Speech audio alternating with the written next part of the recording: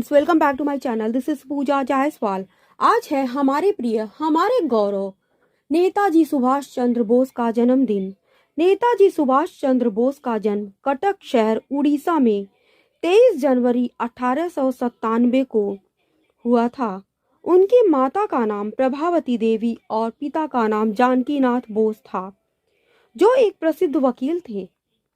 नेताजी भारत के स्वतंत्रता संग्राम के सबसे बड़े और अग्रिम नेता थे। उन्होंने अंग्रेजों से लड़ने के लिए आजाद हिंद फौज का गठन किया, जिसमें जापान ने उनको सहयोग किया। उन्होंने जय हिंद का नारा दिया। उन्होंने तुम मुझे खून दो मैं तुम्हें आजादी दूंगा नारा दिया।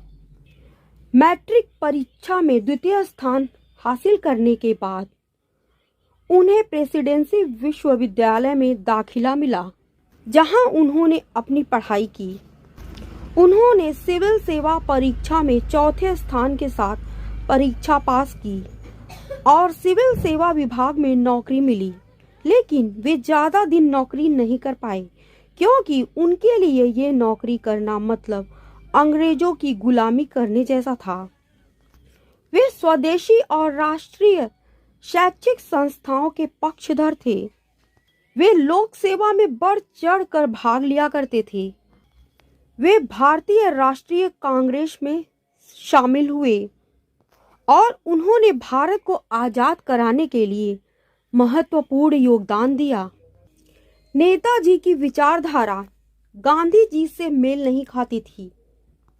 जब नेताजी ने कांग्रेस अध्यक्ष के रूप में नामांकन जीता तो गांधी जी को बिल्कुल खुशी नहीं हुई।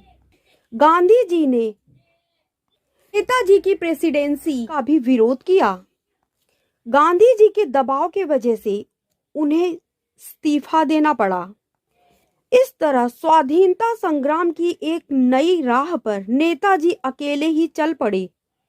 छोटे से सार्वजनिक जीवन में उन्हें लगातार कारावास होती रही। उनका योगदान स्वाधीनता संग्राम में अभूतपूर्व है। कांग्रेस के नेता उन्हें अपने तरीके से काम नहीं करने देते थे। उन्हें बार बार देश से निष्कासित कर दिया जाता था।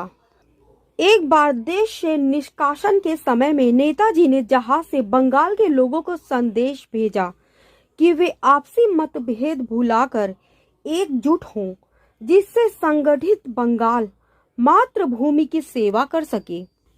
उन्होंने पहली बार पोर्ट ब्लेयर अंडमान निकोबार द्वीप समूह में 30 दिसंबर 1943 को ध्वज फहराया। कहा जाता है कि 18 अगस्त 1945 को रूस जाते समय उनका विमान दुर्घटनाग्रस्त हो गया, लेकिन इसके कोई प्रमाण नहीं है। 18 अगस्त 1945 के बाद नेताजी का कुछ भी अता पता नहीं चला। उनके साथ क्या षड्यंत्र रचा गया, किसी को कुछ पता नहीं है।